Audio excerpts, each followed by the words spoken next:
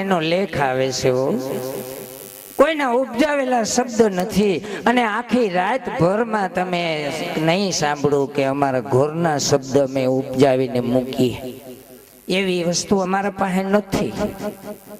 અમારા પાસે શાસ્ત્રો, વેદો, પુરાણોના શબ્દ આવશે. ધન્યવાદ છે બાબા,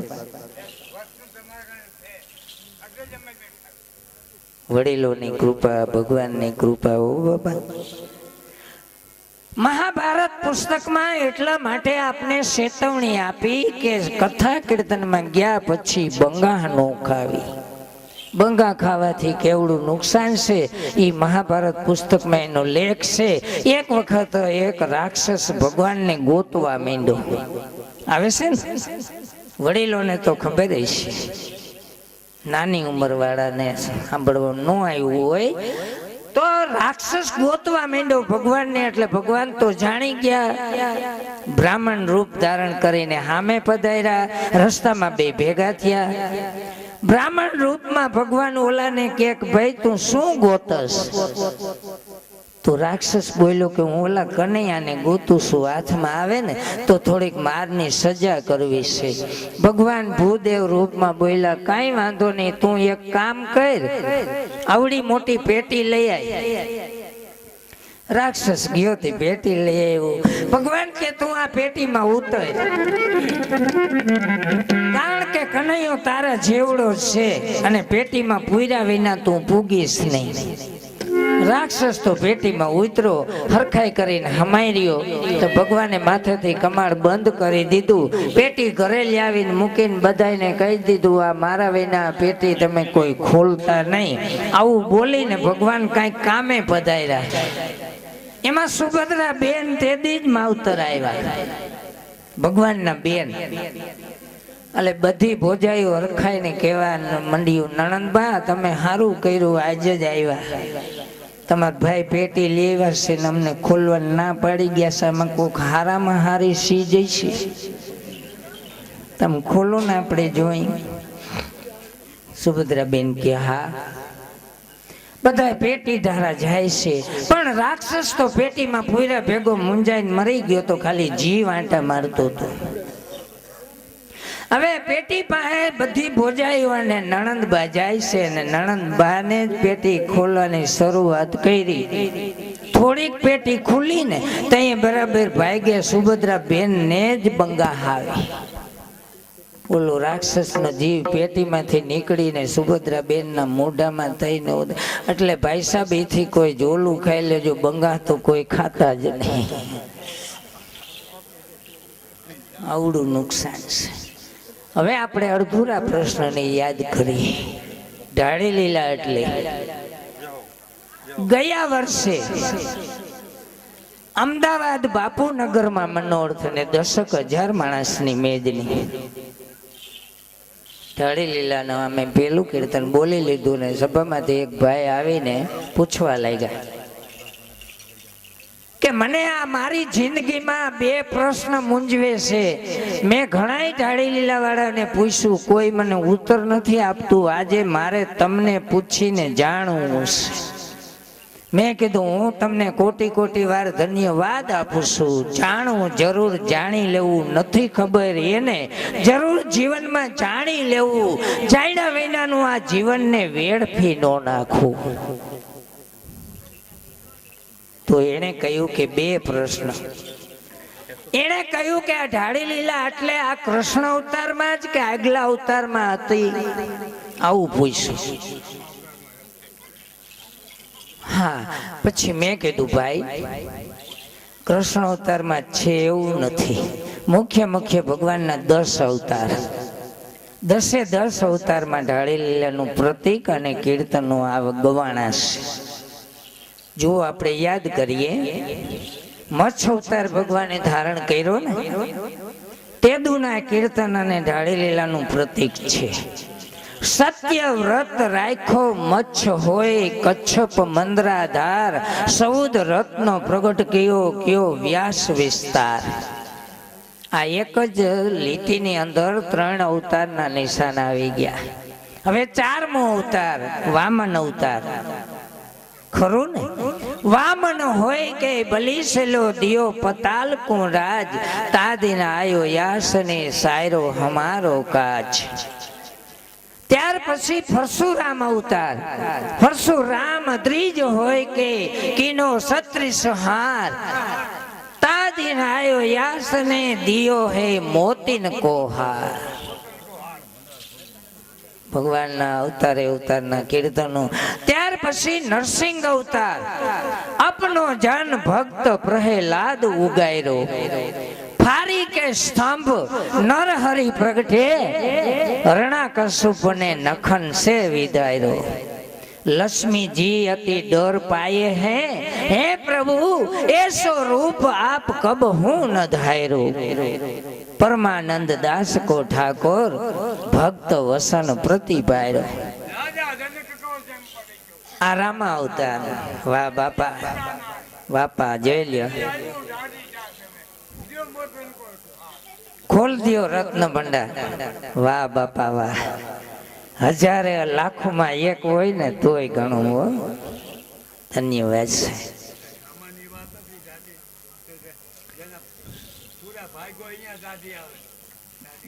ત્યાર પછી આ પ્રશ્ન પૂરો થયો 10 અવતારમાં. તો એ ભાઈ કે હજી એક પ્રશ્ન મને મૂંઝવે છે કે આ ડાળી લીલા વાળા કેવા જ્ઞાતિના હોય, એવું પૂછ્યું. મેં કીધું ભાઈ હું તમને ધન્યવાદ આપું છું, રી નથી ચડાવતા અમે. હું તમને ધન્યવાદ આપું છું ને તમને જો ખબર ન હોય તો એ તમારો વાંક નથી, વાંક છે અમારો ઢાળી લીલા વાળા. અમને જ જો ખબર ન હોય તો તમને સાંભળવા વાળાને ક્યાંથી ખ્યાલ આવે? પેલા તો ગાવા વાળાને ખ્યાલ હોય, પેલા તો જે ગાવું એ સમજીને ગાવું, સમજ્યા વિનાનું ગાવું અને ડોળા પાણીમાં એનું કાંઈ હેતું નથી. ઘણું ઘણું ગાઈ નાખતો હોય બિચારા, પણ કાંઈ ખ્યાલ ન હોય.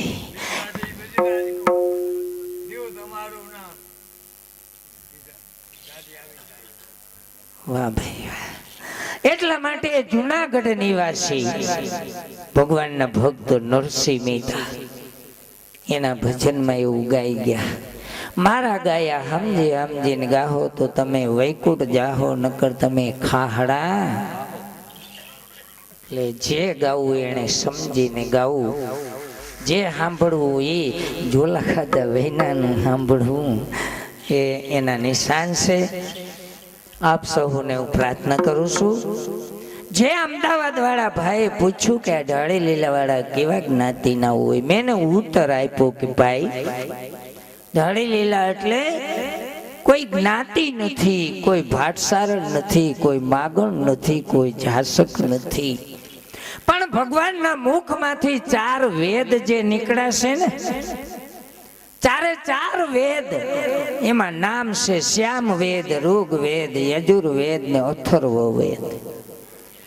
એમાં આ 4 વેદમાં ત્રીજા વેદની અંદર 60મે પાને એનો લેખ લખેલો છે કે ઢાળી લીલા એ હું છે. કે ઢાળીજી છે વેદનું પ્રતીક છે, તેમની સાથે તે શ્રુતિનું પ્રતીક છે. એ કોઈ સાધારણ એ પણ નિશાન નથી, પણ આપને ઓળખવું કઠિન છે. હવે આપણી જિંદગીમાં આપણે આ વસ્તુ નથી ઓળખી કે આ ઘોડિયામાં પહેલી વસ્તુ કઈ ઘોડી, તો પછી આપણે બીજું શું યાદ કરશું? માફ કરજો, ભગવાને માનો દેહ આપ્યો છે, કોઈ સાધારણ ચીજ નથી આપી. ઢાળી લીલા એટલે નથી કોઈ ફિલ્મ, સિનેમા, નાટક કે નાચવું કે રાયડું નાખવ્યું કે નખરા કરવા. ઢાળી લીલાનું એ પ્રતીક નથી. ઢાળી લીલા એટલે 4 વેદ, 6 શાસ્ત્ર અને 18 પુરાણના પ્રશ્નો માટેની આ ઢાળી લીલાની કીર્તનની તક છે. મારી જિંદગીમાં આજે હું આપ સૌને પ્રાર્થના કરું છું. આજે 63 વર્ષની ઉંમરમાં 14 વર્ષની ઉંમરે ચાલુ કર્યું. આજે ભગવાનની કૃપાથી 6700 ને આજે આ 4મો મનોજ છે. મેં આવી જ પ્રાર્થના કરી છે કે તમે કાંઈક જિંદગીમાં બધું કરો, એમાં થોડીક નીંદર ઓછી કરી લેજો. બાકી બીજું બધું ગમે એટલું કરો, પણ નીંદર થોડીક ઓછી કરો. કારણ કે ભારત દેશની અંદર એક વર્ષો ત્યાં વડીલોના સમયથી એક ધોળ કીર્તન ગવાય છે, એમાં નીંદર કરવા વાળાને જબરજસ્ત મેણું માર્યું છે. બાપા આગળ વડીલો તો એમ કહેતા કે માર ખાઈ લઈ પણ મેણું ન ખાય. હવે તમારે મેણા દેવા હોય એટલા દિયો, બાકી મારથી બસાવો છો. ઉલટાઈ ગયું છે. ધોળ કીર્તન વર્ષો ત્યાં વડીલોના સમયથી ગવાતું આવે છે અને દરેક માણસોએ સાંભળ્યું હૈસીએ. મેણું માર્યું છે ધોળ કીર્તનમાં. શું છે? જીવ જાને અભાગ્યા જાગી, ઊંઘ તને કેમ આવે. વર્ષોથી આવીને બોલે છે, બેન લાવો ને હું કનૈયાને ઘડીક ઝુલાવું. ત્યારે યશોદાજી બોલે છે કે તમે મને બેન કહો છો, તમે કોણ છો? ત્યારે માસી પૂતના થોડું ખીજમાં બોલી, અરે બેન 90 વર્ષની ઉંમરે તમારી ઘરે આજ દીકરાનો જન્મ થયો, એમાં તમે બેનોને ભૂલી ગયા? હું તમારી મામા ફોઈની બેન થાવ છું. યશોદાજી કે વાંધો નહીં બેન, તમે દૂરથી આવતા હશો, તમને તરસ લાગી હશે ને? માસી પૂતના બોલે છે, બેન મને તરસ બહુ લાગી છે, પણ તમારા ઘરનું જલ નહીં હાલે. જલ વસ્તુ એક છે, નામ બે છે. વસ્તુ એક છે, ઉપયોગી બે પ્રકારે થાય. પણ તમામ માણસો માટે, પછી ગમે એ ધર્મ પાળતા હોય, ગમે એ જ્ઞાતિમાં જન્મ હોય, પણ તમામ માણસને માટે પીવું હોય ત્યારે, તરસ લાગી હોય ત્યારે એને પાણી કહીને ન પીવાય, એને જલ કહીને પીવાય. માસી પૂતના તો રાક્ષણી હતી, છતાં એને જલ કીધું ને, પાણી ન કીધું. પાણી કહીને પીવાથી શું નુકસાન છે એ તમે શ્રીમદ ભાગવતમાં 9મા સ્કંદમાં 1લા અધ્યાયમાં 13મા શ્લોકની અંદર તમે સાંભળ્યું છે, શાસ્ત્રીજી વાંચ્યું છે. તો કે પાણી કહીને પીવાથી શું નુકસાન છે? કે શીલા બુદ્ધિ રાખે શાલિગ્રામમાં, હરિ સ્વરૂપને ધાતુ પ્રમાણે, મનુષ્ય જેમ કહે ગુરુદેવને, જીવમાં જાતિ ભાવ જાણે. જાણે મહાપ્રસાદ મતી અન્ન, હરિ શરણોદક પીસે વન, અન્ય વર્ણ સમ લે હરિ નામ, ઇત્યાદિ જીવોના નરકમાં છે ઠામ. જો આપણે જન્મ નરક ભોગવવું હોય તો પાણી કહીને ધરાઈને પી લેવું. પીવા ટાણે એને પાણી કહીને ન પીવાય, એને જલ કહીને પીવાય દરેક માણસ માટે. પછી કોઈ ધર્મની આરે એ બાંધછોડ કરેલી નથી. ધર્મ ગમે એ હોય, જ્ઞાતિ ગમે એ હોય, પણ નરકમાં ન જવું હોય માણસને તો જલ કહીને પીવું, પાણી કહીને ન પીવું. અને પાણી તો કઈએ કહેવાય વલ્લભ બાપા, એને પાણી કઈએ કહેવાય વલ્લભ બાપા.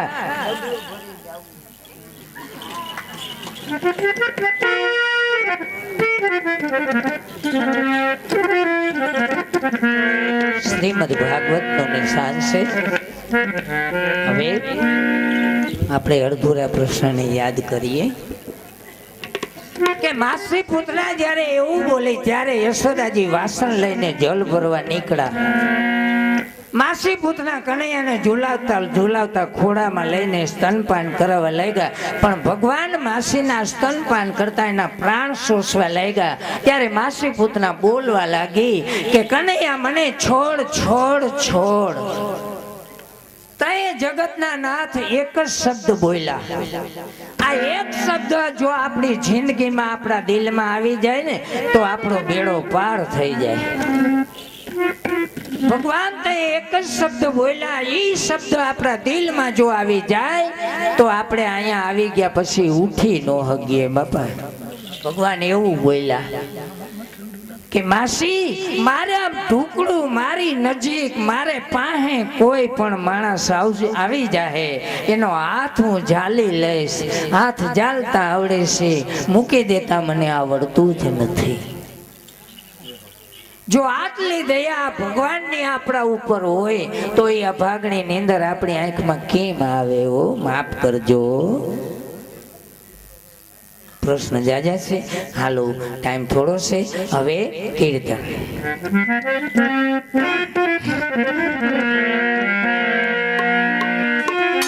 ગોવિંદ કૃષ્ણ હરી,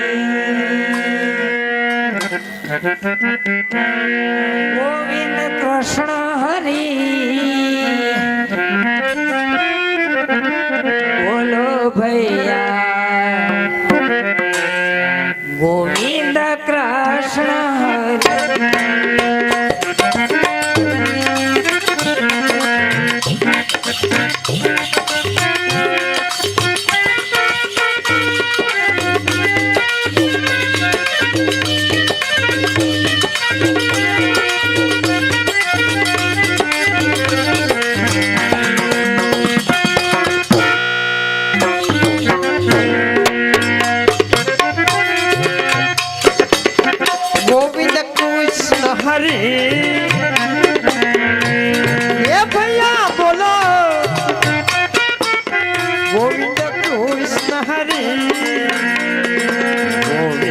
કૃષ્ણ હરે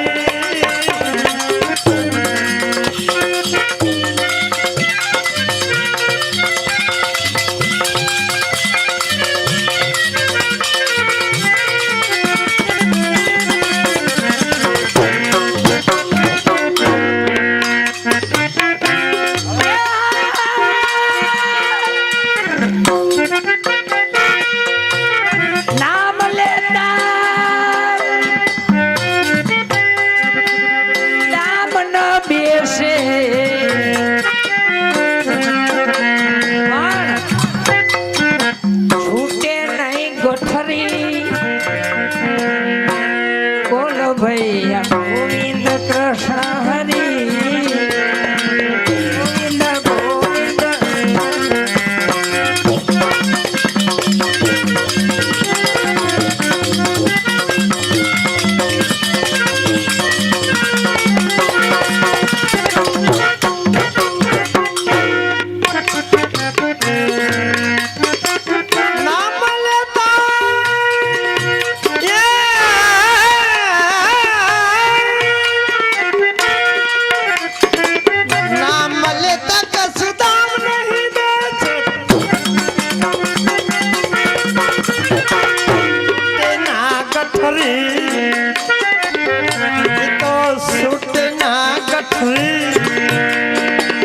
ભૈયા બોલો ગોવિંદ કૃષ્ણ હરે.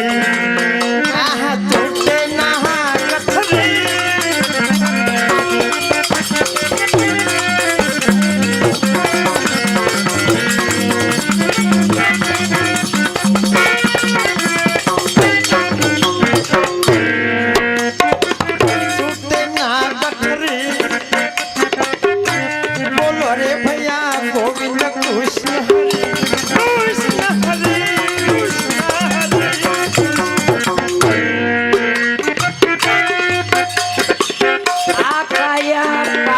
की पुतरी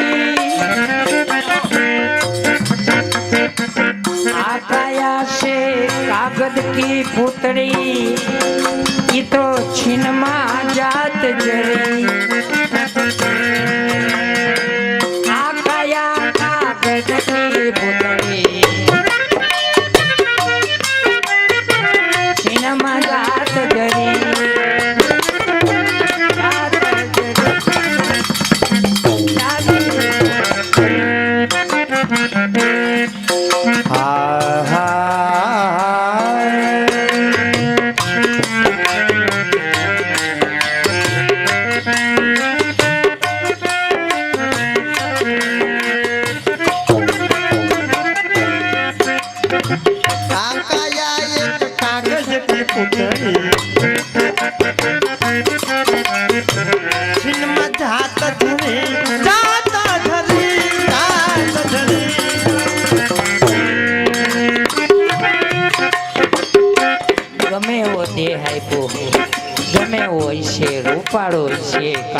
હોય છે, રૂપિયા વાળો હોય છે, પણ પલની ખબર નથી પડતી શું થાય.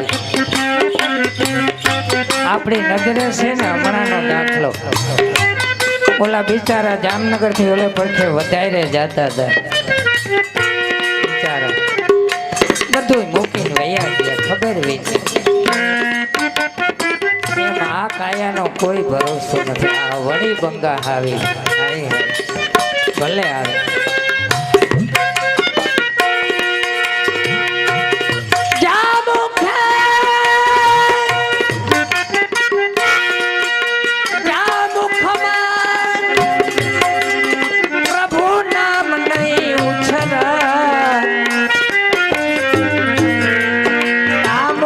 ધૂળ પરી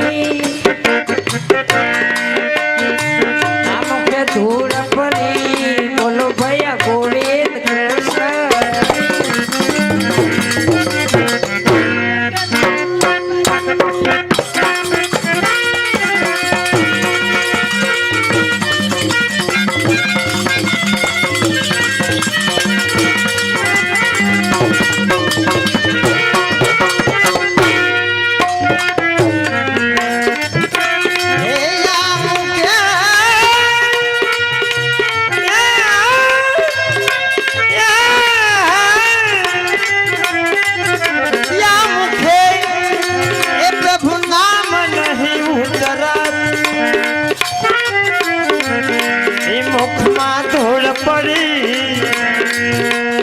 भैया रे गोविंद कृष्ण हरे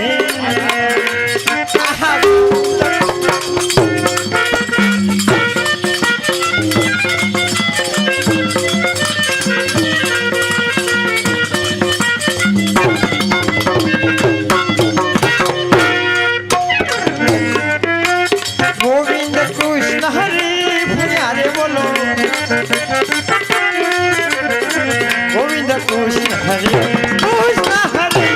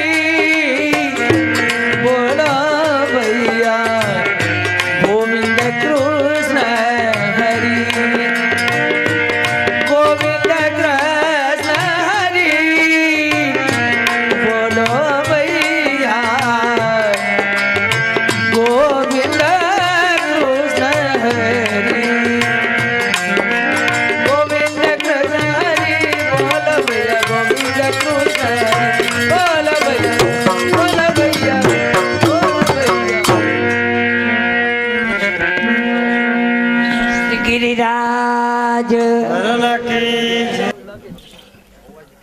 એટલું જ નહીં પણ આપણા શરીરમાં 3.5 કરોડ રૂવાડા છે ને. એક એક રૂવાડાને યાદ કરીને સુરદેવજીના કીર્તન આવાય. ઠીક છે, પ્રશ્ન જાજા છે. રાગ માઠમાં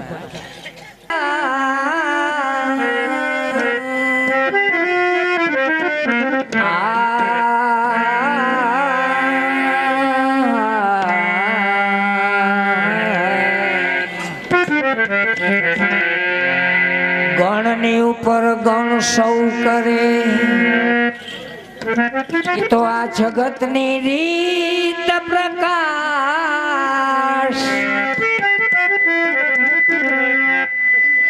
અવગણ હામો જે ગણ કરે એ કહીએ પ્રભુનો દાસ.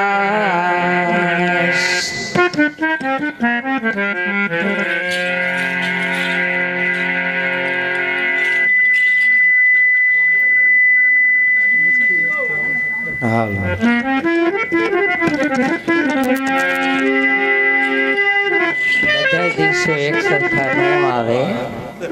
સુરદાસજી કીર્તન છે. શ્રીમદ ભાગવતમાં 10મા સ્કંદમાંથી સબ દિન હોત ને એક સમાન કબહોક રાજા હરિશ્ચંદ્ર ઘર સંપત્તિ મેરુ સમાન કબહોક સપસ કર વહ કે અંબર હરત મસાન. નો માની લેવું આખી જિંદગી અમારે આ તો આનંદ આનંદ એમ માની ન લેવું. કોક દીક દુખે આવે હો, તાવ આવે, કોઈ માથું દુખે, કોઈ ચંદન પર માખી પરી રહે અને દુર્ગંધ હોય ત્યાં જાય. એ મૂર્ખાને ભક્તિ ભાવે નહીં, અરે કામ ઘેને કામ ઉઠી જાય.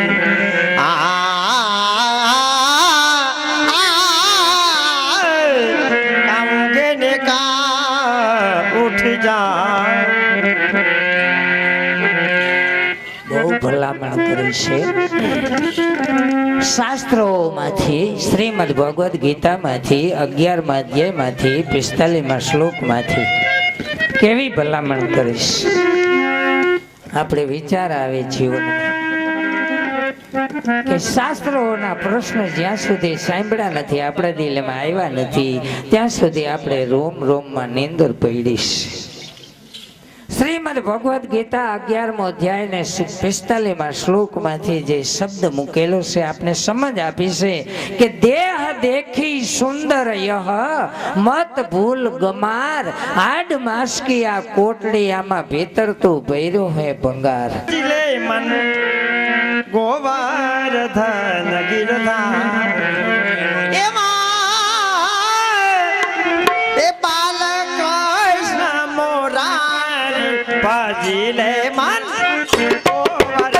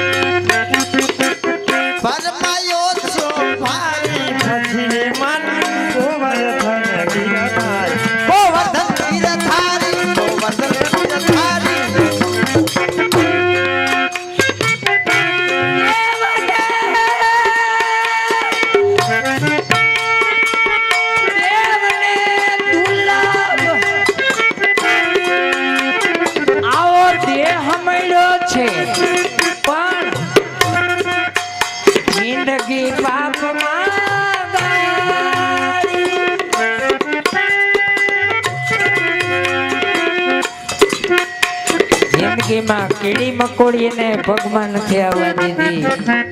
કોઈનો સિંગ કે સીપડું સોયરું નથી, કોઈને ગાર ફેરે નથી દીધી, ના પાપું થઈ ગયું, કાંઈ કર્યું નથી, પણ કાંઈ નથી કર્યું એ તને પાપ છે.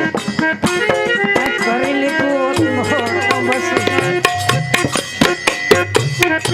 એકલા ઝોલા બંગા ખાધ્યો. હાય માફ કરજો, મને વિચાર આવે દિલમાં, માણાને નીંદર ગોણ શું કરતી છે, ઉંમર વધારી દેતી છે. ઠીક છે. એ આસમાન સમાન સંસાર જગમાં ફરમાયો શું સંભાળી, એ માન ગોવર્ધન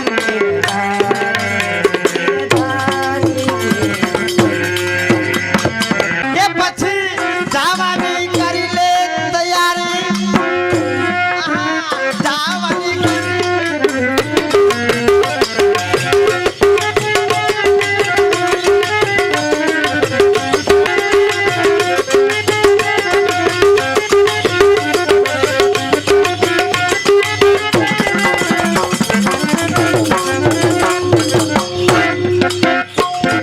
જવાની કરી લે તૈયારી. ભજી લે મન ગોવર્ધન ગોવર્ધન કી હારી, ગોવર્ધન કી હારી.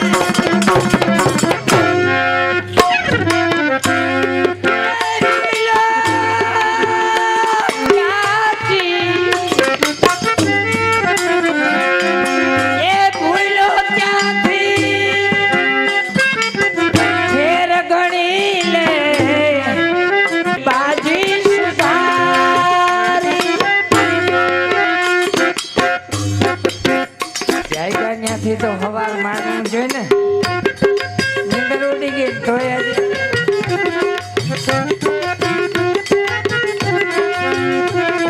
ભક્તિ નો વાત કાંઈ કરી લે આ જગમાં.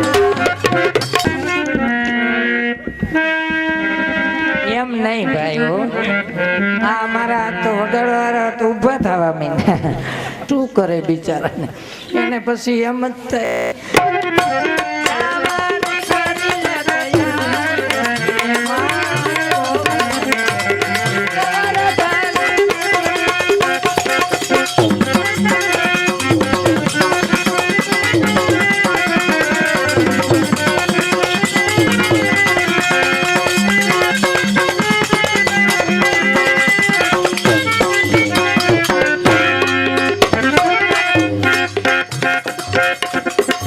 પાપ કરે પાપ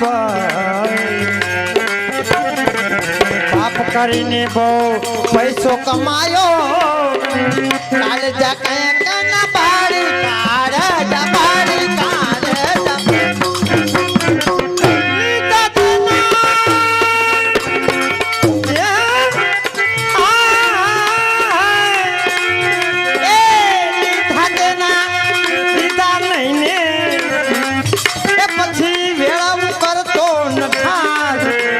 ભજીલે મન ગોવર્ધન ગિરધારી.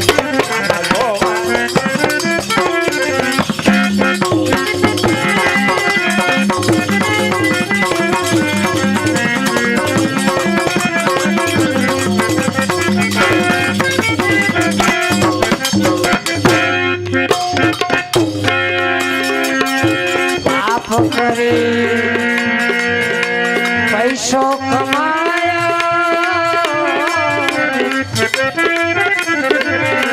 કંઈક ના કાળજા બારી,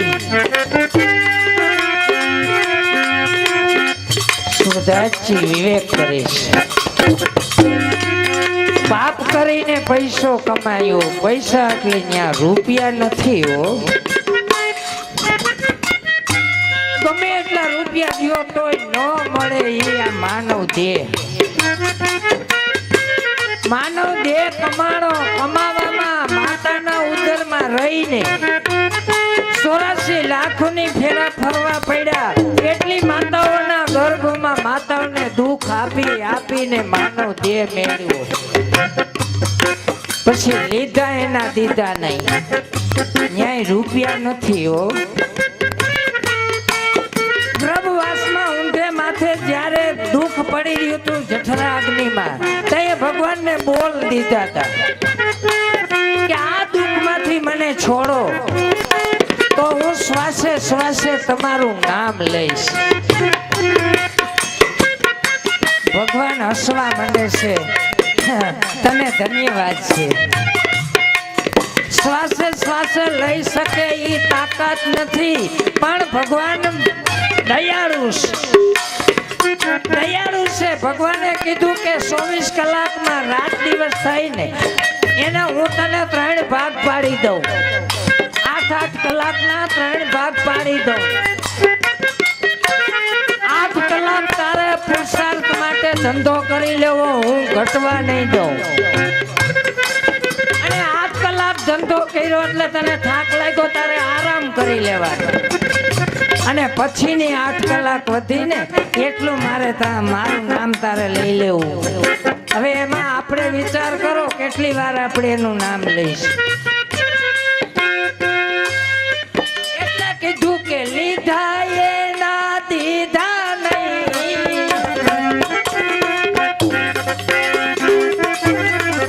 લીધા એના દીધા નહીં ને, દેતી વેળાએ કરતો નખારી બને તો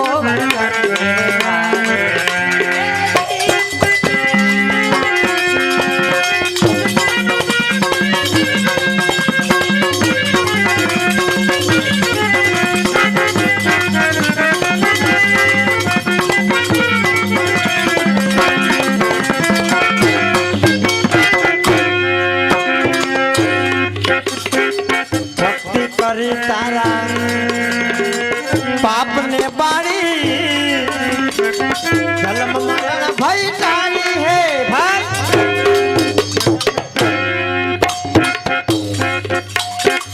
ભક્તિ કરી તારા પાપ ને બાળી, જન્મ મરણ ભય ટાળી.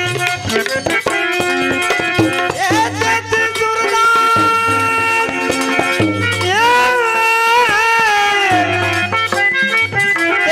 સુરદાસ અધિક ન માગે, એ વાલા લેજો પાર ઉતારી, આહા લેજો પાર ઉતારી, આહા લેજો.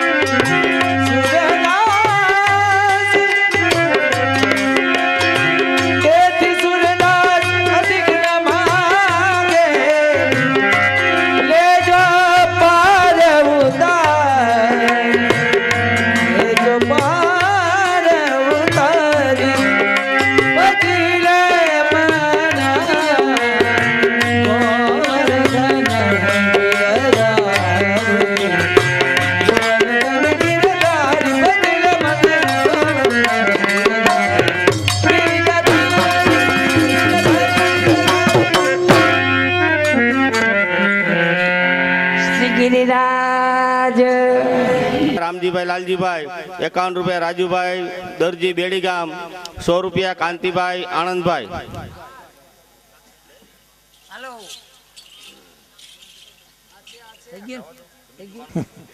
આ બે આપ્યા છે, આ કાને સાંભળીને આ કાનેથી.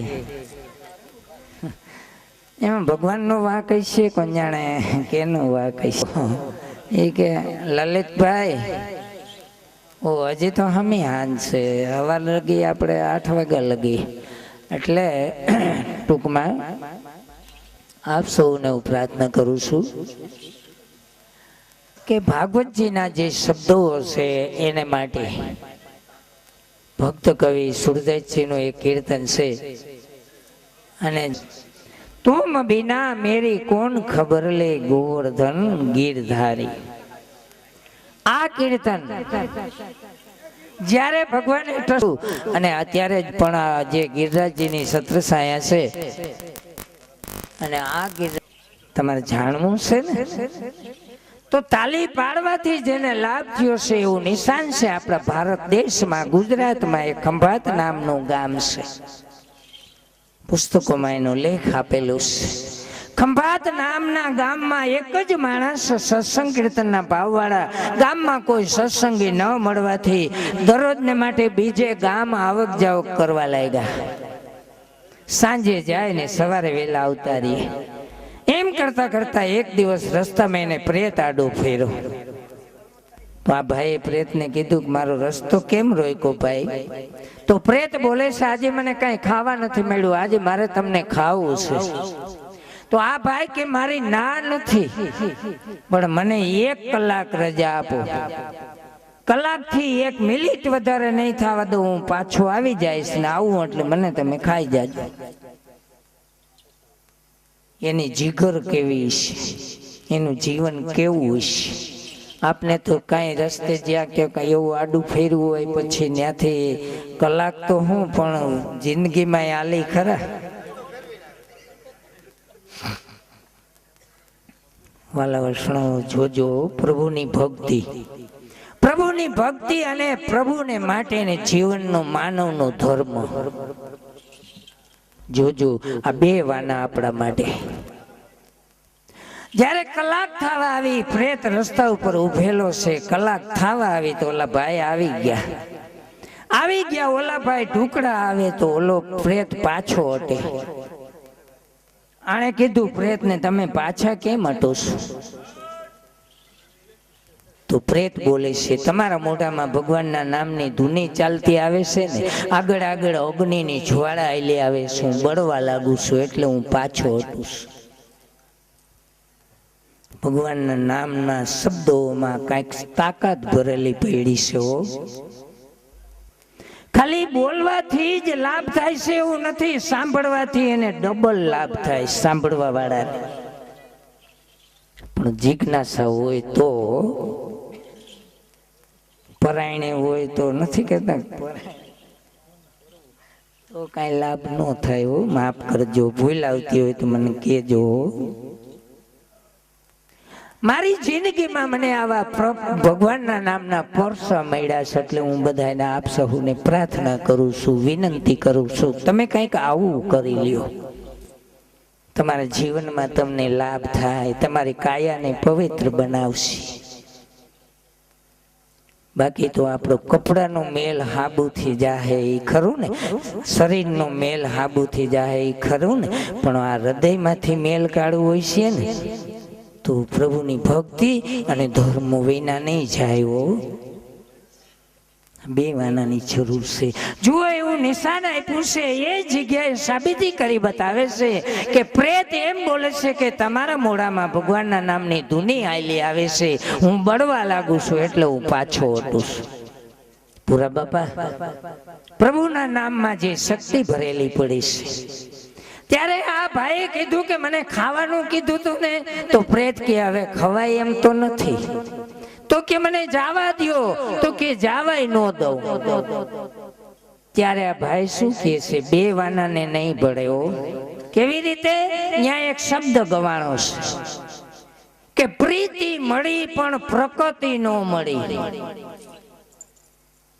આપણે ગમે એવડું કુટુંબ હોય ગમે એટલા સગાવાલા હોય ગમે એટલો મેરાવડો ભેગો થયો હોય બચુભાઈ પણ ભેગો થયો હોય પણ પ્રકૃતિ ન મળે ને તો એનો લાભ કાંઈ ન મળે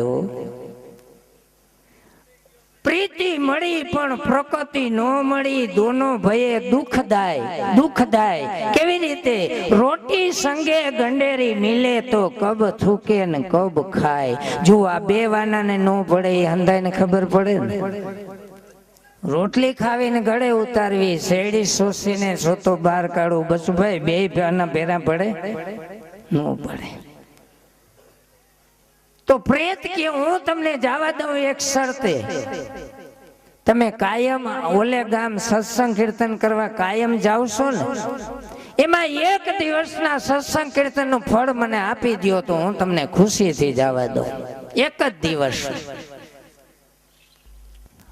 આ શબ્દ બોલતા મને વિચાર આવીશ કે પ્રેત જેવી યુનિમાં ભટકતો, જંગલમાં રખડતો, અથડાતો, એને એટલું બધું જાણી લીધું કે જિંદગીમાં એક દિવસનું કથા કીર્તનનું ફળ જો મળી જાય તો પાછું આ મૃત્યુલોકમાં ફરીવાર આવવું ન પડે, એટલો એમાં ગુણ થાય. પણ ગણ કઈ થાય બસુભાઈ? એક દિવસ કથા કીર્તન સાંભળ્યું યાદ હોય તો, બાકી તો આ કાને સાંભળ્યું ને આ કાનેથી તો. તમે શ્રીમદ ભાગવત તો 7 દિવસ સાંભળ્યા છે ને? તો 10મા સ્કંદમાં 16મા અધ્યાયમાં પેલા શ્લોકમાં હું આવ્યું હતું? ભગવાન હાજા નરવા રાખે હવને હો. આ કોઈની પરીક્ષા લેવી એવો મારો ધ્યેય નથી, પણ સાંભળીને યાદ રહીએ ને તો જ ગણ થાય હો, નકર નો થાય હો. કાંઈ વાંધો નહીં. હવે આપણે અડધુરા પ્રશ્નને પૂરો કરીએ ત્યારે પ્રેતે માગે ચોથો ભાગ તો આપો તો કે નહીં. પ્રેત 4મી વાર ટૂંકામાં ટૂંકી પ્રેતે માગણી કરી. હાવ ટૂંકામાં ટૂંકી. શું કે તમે તાલીઓ પાડ્યું છે ને કીર્તનમાં, એમાં એક જ તાલીનું ફળ મને આપી દો તો હું તમને ખુશીથી જવા દઉં. આ ભાઈ કે ભલામણા મેં ત્યાં સત્સંગમાં તાલી પાડી છે, એવા લખાઈ ગઈ છે, એ હું તને કેમ આપું? એવા સમયે આકાશમાંથી શબ્દનો અવાજ આવ્યો કે ભાઈ, જે માણસ પ્રભુનું નામ લેતો હોય કે સાંભળતો હોય એનું હૃદય એવું બધું કઠોર ન હોય, એનું હૃદય તો નવનીત જેવું, માખણ જેવું કોમળ હોવું જોઈએ.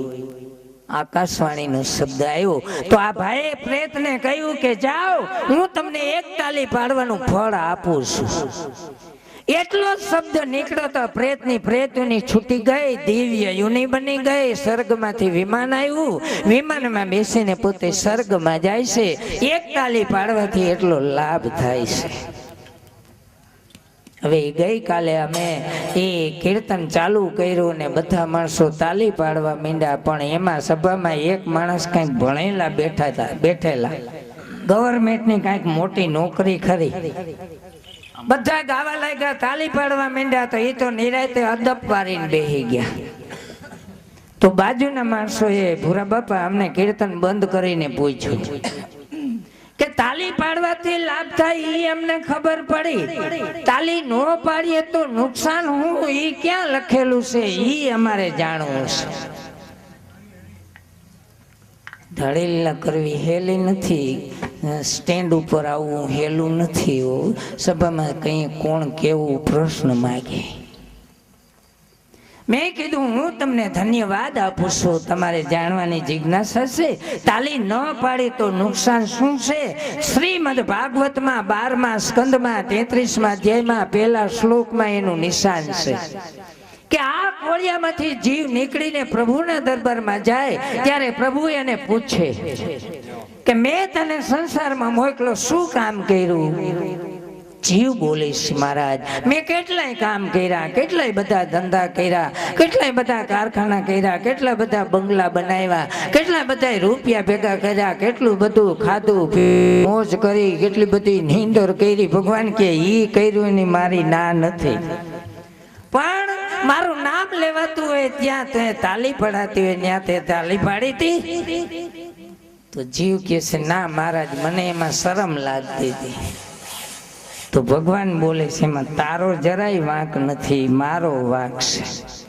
તારી એમાં જરાય ભૂલ નથી, મારી મોટી ભૂલ છે એમાં. પૂરા બાપા ભગવાન કેવું માથે લઈ લઈશ, એને જ ભગવાન કહેવાય. ભગવાન કે મારી મોટી ભૂલ છે, તે તાલી ન પાડી, એમાં મારી ભૂલ થઈ ગઈ છે. શું ભૂલ થઈ ગઈ છે? પ્રથમ મેં તને 2 પગ આપ્યા અને પછી આ 2 હાથ આપ્યા ને, એ ખોટું કર્યું. 4 પગ આપી દીધા હોત ને, ભાંડ્યા ગાડી તો ભગવાને આપને હાથ આપ્યા છે એનું નામ લેવાતું હોય ત્યાં તાલી પાડવા માટે આપ્યા છે હો. તાલી તો પાડજો, કીર્તન નો આવડે તો કાંઈ નહીં હો. વલ્લભ નામનું કીર્તન છે. શ્રી વલ્લભ કહો, શ્રી વલ્લભ કહો, વલ્લભ નામ વિના ઉદ્ધાર નહીં.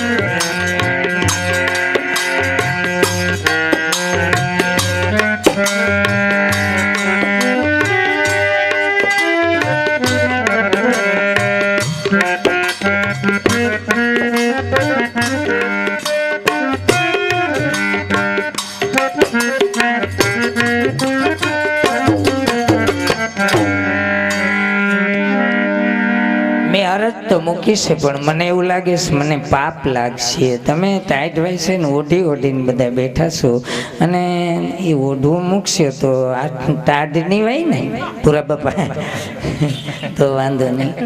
શ્રી વલ્લભ કહો, શ્રી વલ્લભ કહો, વલ્લભ નામ વિના ઉદ્ધાર નહીં. બોલો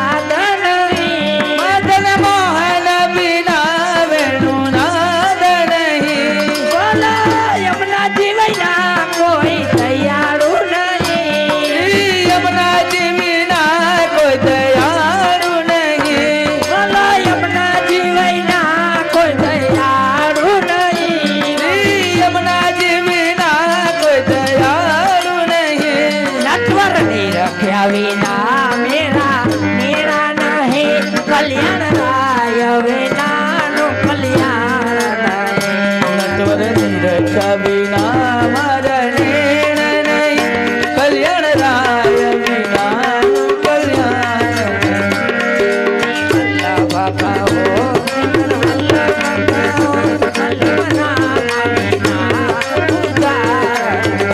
શ્રીમદ વલ્લભ કહો, શ્રીમદ વલ્લભ કહો, વલ્લભ નામ વિના ઉદ્ધાર નહીં,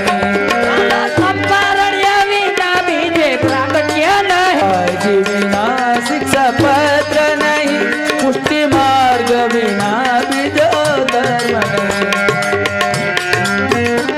આટલા બધામાં તાલીનો અવાજ પૂરા બાપા આવતો નથી. વલ્લભ કહો વલ્લભ નામ શ્રીમદ વલ્લભ કહો, શ્રીમદ વલ્લભ કહો, વલ્લભ નામ વિના ઉદ્ધાર નહીં. એ આ વલ્લભના દાસનો દાસ કહે છે, વલ્લભના દાસનો દાસ કહે છે, અમારી ગુણ લીલાનો પાર તમારી ગુણ લીલાનો પાર નહીં. ગુણ લીલાનો પાર તમારી ગુણ લીલાનો પાર નહીં. શ્રી વલ્લભ કહો નામ વિના ઉદ્ધાર. શ્રીમદ વલ્લભ કહો, શ્રીમદ વલ્લભ કહો, વલ્લભ નામ વિના ઉદ્ધાર નહીં. શ્રી વલ્લભ કહો